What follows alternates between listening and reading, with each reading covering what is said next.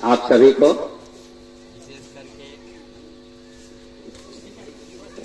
Hello, विशेषकर हमारे इस विद्यालय के जितने भी बच्चे हैं, आप सभी को बहुत बहुत बधाई। और हमारे जितने भी शिक्षकगण हैं, आप सभी को बधाई कि आपने इस तरह का खेल का आयोजन किया और बच्चों की हेलो, बच्चों को आपने इतने अच्छे तरीके से सहभागी।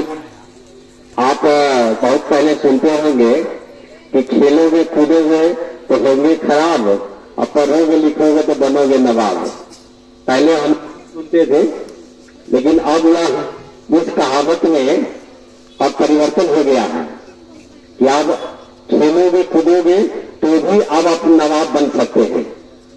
आप जितने भी देखते हैं कि पढ़ाई के साथ साथ खेलों का महत्व अत्यधिक है। आप पढ़ाई करते हैं तो सामान्य तौर से आप हो सकते हैं कि शिक्षक बनेंगे, कोई नेता बनेंगे, या आप कोई सरकारी सेवा में जाएंगे तो आपका पहचान सीमित हो जाता है। लेकिन यदि आप खेल में कोई उत्कृष्ट प्रदर्शन करते हैं तो आपका पहचान राष्ट्रीय ही नहीं अंतर्राष्ट्रीय स्तर पर हो जाता है और आपकी ख्याति इतनी अधिक बढ़ जाती है कि आप सभी वर्गों में आपको मान्यता दी जाती है। और खेल एक ऐसी भावना है कि आदमी को सारी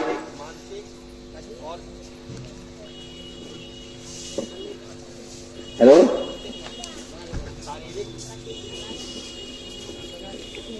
हेलो शारीरिक मानसिक रूप से आदमी को तो मजबूत बनाता ही है, सामाजिक प्रतिष्ठा भी दिलाने का काम करते हैं। आज जितने भी हमारे खेल के प्रतिभागी हैं, खास करके बच्चियां हैं, उन लोगों के लिए मेरा संदेश ये है कि आप जिस काम को भी करें पूरे मनोयोग से करें। आप अपने तन और मन को आप पूरी तरह से अगर किसी कार्य में लगा देते हैं तो सफलता अवश्य मिलती है। और सफलता के एक मापदंड नहीं है कि आप सीधे बचपन से आप कुछ नहीं करेंगे और एकाएक बड़े होंगे और कोई अच्छा चीज प्राप्त कर लेंगे, ऐसा नहीं होता है। आपका जो भी लक्ष्य है उस लक्ष्य की प्राप्ति के लिए आपको अभी से मानसिक रूप से तैयार होना होगा, शारीरिक रूप से आपको तैयार रखना होगा, तब आप किसी बड़े लक्ष्य को प्राप्त कर सकते हैं। आप इस खेल स्तर पर अपने विद्यालय स्तर पर आपने स्थान को बनाया और फिर से जैसा कि मास्टर साहब ने बताया कि आपको प्रखंड स्तर पर अपना प्रदर्शन करना है। वहां से भी हमारे कुछ बच्चे चयनित होंगे, प्रखंड स्तर के लोग हमारे जिला स्तर पर खेलेंगे और इस प्रकार राज्य स्तर और राष्ट्र स्तर पर भी आप अपनी प्रतिभा को जगाने का आपको मौका मिल सकता है।